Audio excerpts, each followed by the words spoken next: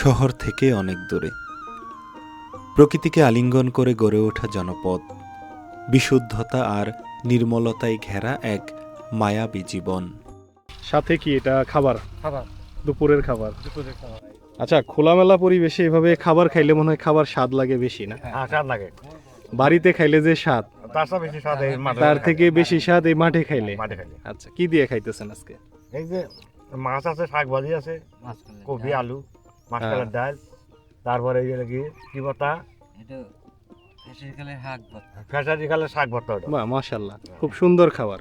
চাচি কি ওদের জন্মও একটা চরে, আবার বিয়েও হয়েছে আরেকটা চরে, তার মানে তার মানে কি এই যে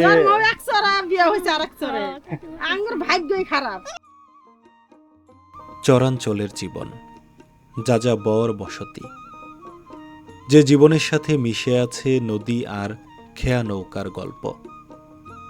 বর্ষার শুরুতে নদীতে এসেছে পানি। কয়েকদিন আগে যে নদী হেঁটে পারাপার হওয়া যেত, এখন সে নদী অথই জলরাশি।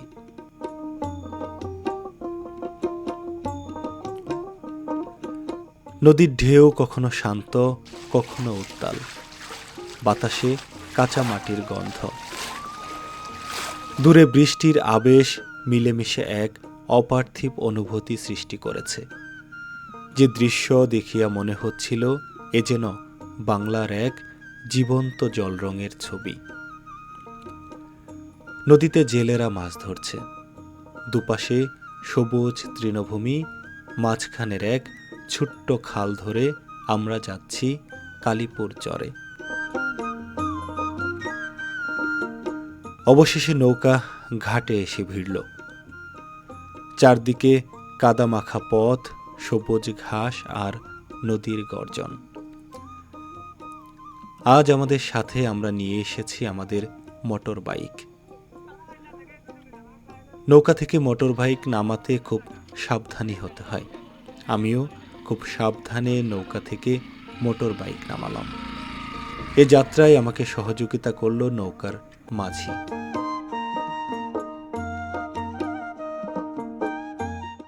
তার পরের গল্পটা শুধুই ছুটে চলার। গ্রামীণ মেঠোপথ দিয়ে ছুটে চলছি দুর্গম চরের দিকে। চলতে চলতে চোখে মিলছিল নানা দৃশ্য। সেই দৃশ্য বর্ণনা করার সাধ্য আমার নেই। সে দৃশ্য শুধু উপভোগের।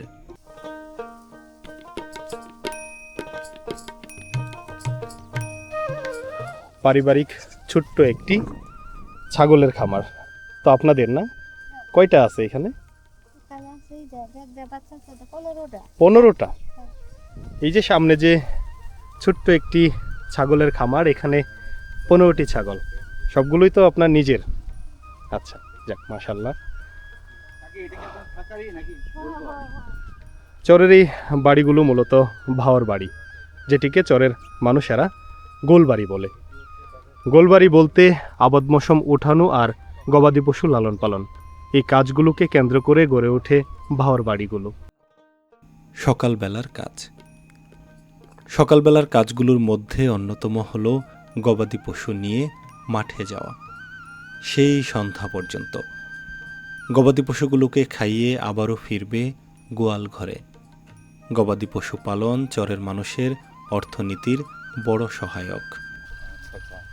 সাথে কি এটা খাবার? খাবার দুপুরের খাবার? দুপুরের খাবার। সবগুলো তো আপনারই গরু, না? হ্যাঁ, আচ্ছা আচ্ছা, সবগুলাই দেশি দেখলাম। দেশি। আচ্ছা, সামনে কুরবানি কি বিক্রি করার মতো আছে? একটা আছে। একটা আছে, ষাঁড়।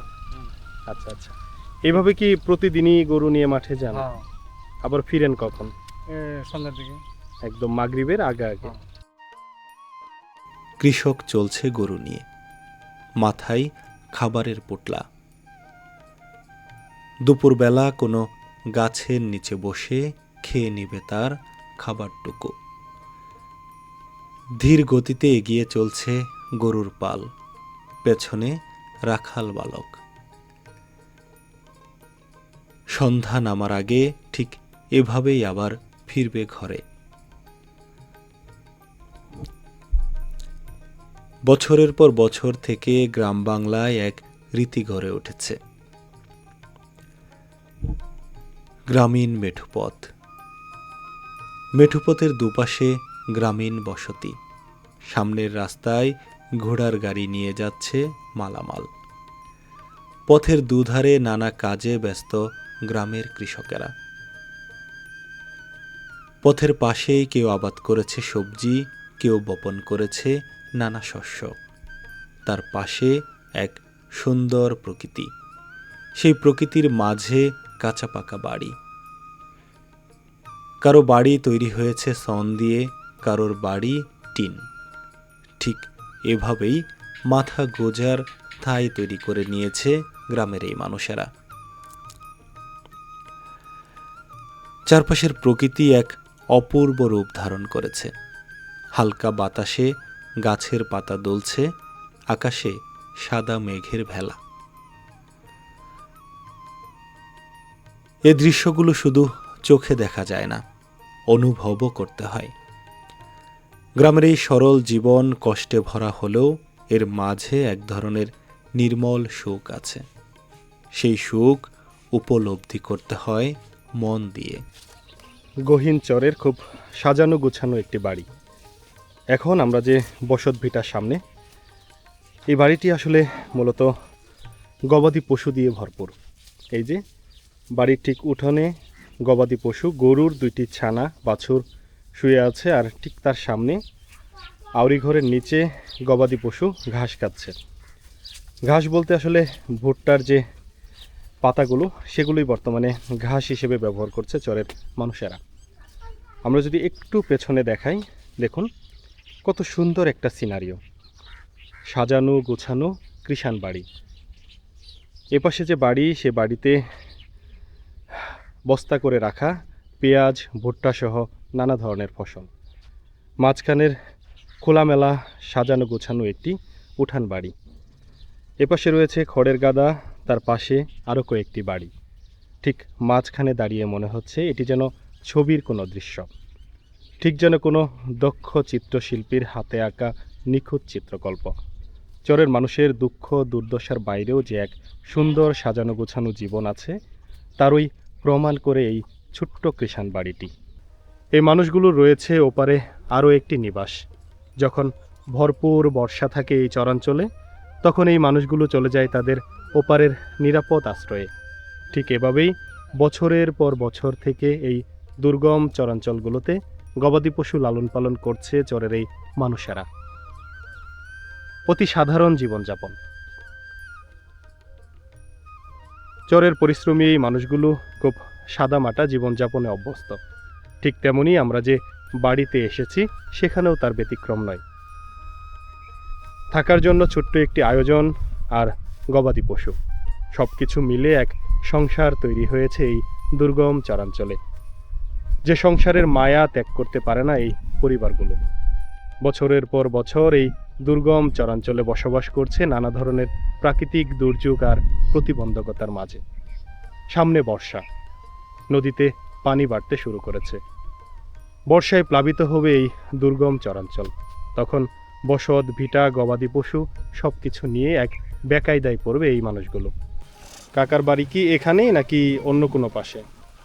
এই তো আমাদের বাড়ি, এই তো চরের মধ্যে, চরাঞ্চলেই থাকি আমরা। আবার কি বর্ষাকালে ওপারে চলে হ্যাঁ, যায়? বর্ষাকালে ওপার কোনো মতো একটা ঠিকানা আছে, ওখানে আচ্ছা আচ্ছা। যায় মানে দাঁড়াই। বছরের বেশিরভাগ সময়টা এই চরেই থাকা হয়। হ্যাঁ, গরু বছর কয়টা আছে? এই তো আল্লাহর মালিক যা দেখে নেই সবগুলাই। জি। গরু কি ধরেই পালেন নাকি মাঠে দিয়ে আসেন? এই যে এটা দড়ি দিয়ে গুছর দিয়ে রাখি, আবার এই যে রৌদ্রের মধ্যে আনছি, আবার বিকালবেলা চড়াই নিয়ে যাই। হুম, হুম। বর্ষাকালে কি পানি আসে এখানে? হ্যাঁ, বর্ষাকালে পানি ওঠে? তখন তো আর ঘর বাড়িতে থাকতে পারেন না, না? আমরা থাকি না তো, আমরা মনে হয় যে আপনাদের তো এটা ভাওয়ার ঘর। হ্যাঁ, এই যে সেটা বাড়ি, হ্যাঁ হ্যাঁ হ্যাঁ। ওই নতুন যে এবার না এই পাড়ায় বাড়ি। এখানে শুধু আবাদ মৌসুমের জন্য আর কি। হ্যাঁ, দুটো মোটা গাড়ি দেখে গেছে গা, আমরা এখানে আমি কি যাই না। এখন তো মোটামুটি মানে আবাদ মৌসুম সব উঠেই গেছে, এখন তো আর কিছু নাই। না, আর এই যে পাসপোর্ট বুনতেছি ধান টান বুনবো অবশ্য যে বাড়িঘর রাইখে চলে যান চুরিদারি হয় না? কি নিব ঘরের মধ্যে কিছু আছে নেওয়ার মতো আর কিছু থাকে না। গরু বছর কয়টা আছে? গরু আছে বাছুর বুছুর 12-13টা আছে 12-13টা। দুর্গম চরাঞ্চলের বাড়ি, যে বাড়িগুলোতে আসতে হলে আমাদের পাড়ি দিতে হয়েছে ভয়ঙ্কর যমুনা। ভয়ঙ্কর কেন বলছি? সামনে বর্ষা, নদীতে এসেছে পানি, যার কারণে শীতকালে যে যমুনা ছিল শুকনো, সেই যমুনা এখন প্রাণ ফিরে পেয়েছে। আমরা যখন নদীপথে আসছিলাম তখন উপলব্ধি করছিলাম ভয়ঙ্কর ঢেউ। ঢেউয়ের তালে তালে দুলছিল আমাদের নৌকাগুলো। ঠিক নদী পার হয়ে যখন এলাম তখন সামনে প্রতীয়মান হলো ভাওর বাড়িগুলো। ভাওর বাড়ি মূলত 8 মাসের জীবন। বছরের বাকি 4 মাস এই মানুষগুলো থাকে তাদের ওপারের বসত বাড়িতে অথবা অন্য কোথাও আশ্রিত। কিন্তু বছরের বাকি সময়টা, বাকি 8 মাস এই চরাঞ্চলে বসবাস করে মানুষগুলো। আমি এখন যে বাড়িতে, এখানে মুখোমুখি কয়েকটি ঘর। দেখে মনে হচ্ছে কোনো যুদ্ধ বিধ্বস্ত অঞ্চল। যুদ্ধের ভয়ে বাড়ি ঘর ছেড়ে চলে গেছে অন্য কোথাও। 1971 সাল ভয়ঙ্কর যুদ্ধে আমাদের বাংলাদেশে যে পরিস্থিতি তৈরি হয়েছিল, সেই যে পরিস্থিতির গল্প শুনেছি তা কিছুটা আজ করতে পারছি এই চরাঞ্চলে এসে। দেখুন, একটা বাড়ি, 2টা, 3টা বাড়ি, অথচ দেখে মনে হচ্ছে এখানে কখনো মানুষ থাকেনি। ঘরের উপর শোলা রেখে দেওয়া পাটখড়ি, গাছে পেঁপে ধরে আছে, আউরি ঘর, গরু বাছুর শূন্য, বাড়িঘর মানুষ শূন্য, কেউ নেই। ঠিক এমনই ভাওর বাড়ির চিত্র চোখে পড়ল আমাদের এই চরাঞ্চলে এসে। যে ভাওর বাড়িতে হয়তো 15 দিন আগেও লোকজন ছিল, যে ভাওর বাড়িতে লোকে গম গম করতো একটা সময়, সে ভাওর বাড়ি বর্ষার আগমনে শূন্য হয়েছে। চরাঞ্চলের রীতি এমন, মানুষগুলোকে কখন কোথায় যেতে হয় তা আসলে তারা নিজেরাও জানে না। নিয়তি মানুষগুলোকে নিয়ে যায় এক এক সময় এক এক চরে। এই তো কিছুদিন আগে যেখানে ছিল প্রাণচঞ্চল, এখন সেখানে ধুধু মরুভূমি, মনে হয় কোনো যুদ্ধ বিধ্বস্ত এলাকা। ঠিক তেমনই চিত্র আমরা খুঁজে পেলাম এই যমুনার চরে এসে। ঈদে বিক্রি করার মতো হয় নাই? না বানাই কত আর আগে বিক্রি করছে, এই পশু ওইবার আরে 3টা দিয়ে দিছিল, এবার আর হয়নি। এইবারই আর একটা দিয়ে দিছিল। আরেক হাটে দিছেন, ঈদের বাজারের জন্য রাখেন নাই? এটার বাজারে জন্য আছে একটা, আরো পাঠা আছে, তো ওই লাগিয়েছে। ও আচ্ছা এই আচ্ছা, যাইতেছে। এটা হ্যাঁ এটা ঈদে বিক্রির জন্য। হ্যাঁ এটা লাগিয়েছে। ও আচ্ছা, যেটা বেচবেন ওটা আছেই এখনো। আচ্ছা আচ্ছা, শিয়াল টিয়ালে এসে ঝামেলা করে না এখানে? এবার শিয়ালটা প্রথমে দাগে না, ওই বান্দা না হে আর যখন ফিরে তখন দাগে তো করি। গ্রামীণ এক মেঠুপথ, মেঠুপথের দুপারেই ভাওর বাড়িগুলোর অবস্থান। পাশে একটি বাড়ি দেখে এলাম, আর তার ঠিক পাশে আরও একটি ভাওর বাড়ি।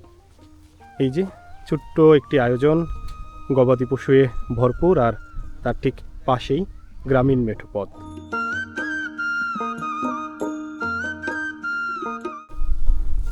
দুর্গম এই কালীপুর চরাঞ্চলে মানুষের সবথেকে বড় আয়ের উৎস গবাদি পশু পালন। ঠিক প্রতিটা পরিবারেই রয়েছে গবাদি পশু। ঠিক তেমনই আমরা বিস্তীর্ণ মাঠে যখন এলাম তখন দেখা হলো ভাইয়ের সাথে। ভাই তো গরু নিয়ে আসছেন মাঠে। হ্যাঁ গরু নিয়ে আসছি। কয়টা গরু আছে? 22টা। 22টা গরু এখানে। আপনারা মূলত দেশীয় যে গরুগুলো সেগুলোই তো লালন পালন করেন। আমাদের সেগুলি লালন। সামনে কুরবানির হাট, আসলে হাটে কি গরু উঠবে আপনার? হ্যাঁ উঠবে, 4টে উঠবে, সে 4টে বাড়িতে টাকা না। আচ্ছা, ওই 4টা বাড়িতে। তো এই যেগুলো নিয়ে আসছেন এগুলো হচ্ছে এবার হাটে উঠবে না। ভাইয়ের সাথে কথা বলে যেটি বুঝলাম, এই চরাঞ্চলের প্রত্যেকটি পরিবারে রয়েছে কম বেশি গবাদি পশু। কেউ লালন পালন করছে ছাগল, কেউ লালন পালন করছে ভেড়া, আবার কেউ বা গবাদি পশু গরু। ঠিক তেমনই ভাই নিয়ে আসছে 22টি গরু। সামনে যে বিস্তীর্ণ তৃণভূমি, সেই তৃণভূমিতে সারাটি বছর বিচরণ করে এই গবাদি পশুগুলো। চরাঞ্চলের মানুষের কৃষিকাজের বাইরে গবাদি পশু লালন পালন হয়ে উঠেছে এক নতুন আয়ের উৎস, যেটি খুব ভালোভাবে রপ্ত করেছে এই কালীপুর চরের কৃষকেরা।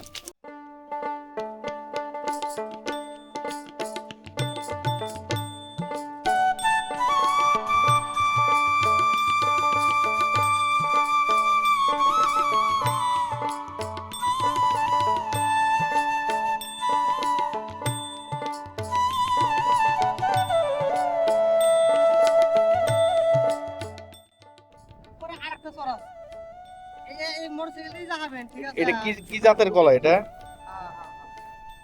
কি জাতের কলা? জাত কলা।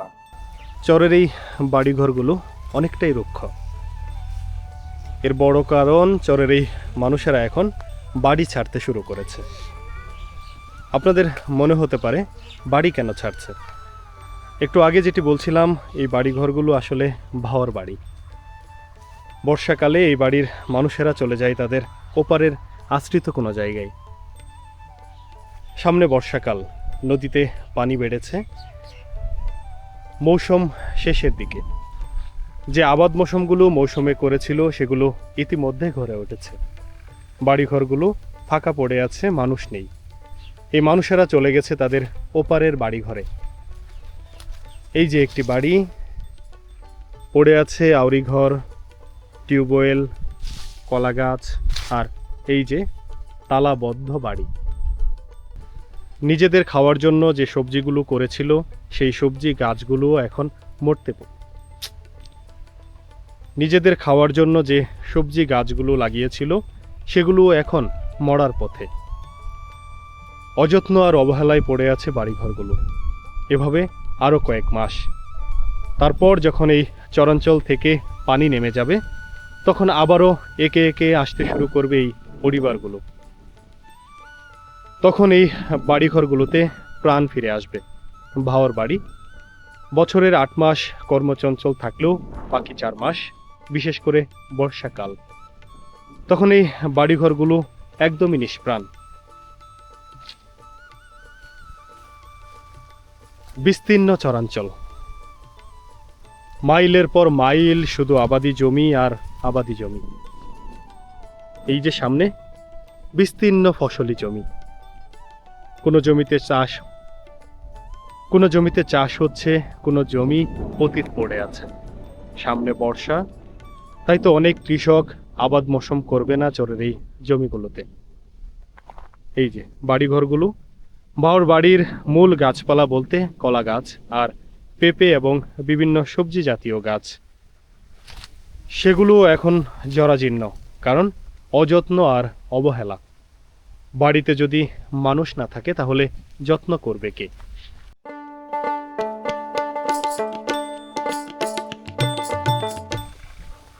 মাঠের মাঝে আরও একটি বাড়ি, মানুষ নেই। ঠিক অন্য অন্য বাড়ির মতো এই বাড়িতেও মানুষ শূন্য। আমি যদি একটু দেখাই, এই যে দেখুন, দরজায় শিকল বেঁধে তালা দেওয়া হয়েছে।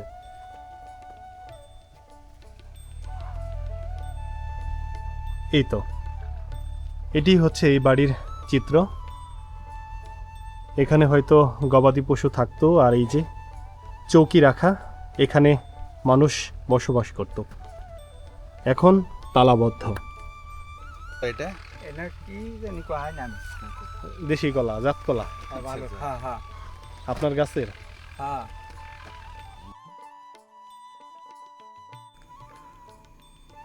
সংগ্রামটা শুরু হয় সেই ছোট্টবেলা থেকে। ছোট্ট একটি বালক বাজার থেকে ফিরছে, একা, নিঃসঙ্গ। প্রিয় বন্ধুরা, চর জীবন এমনই বৈচিত্র্যে ভরপুর। আজকের মতো বিদায় নিচ্ছি এই কালীপুর চর থেকে। দেখা হবে নতুন কোনো ভিডিওতে, নতুন কোনো চরে। সে পর্যন্ত সকলে ভালো থাকবেন, সুস্থ থাকবেন। আল্লাহ হাফেজ।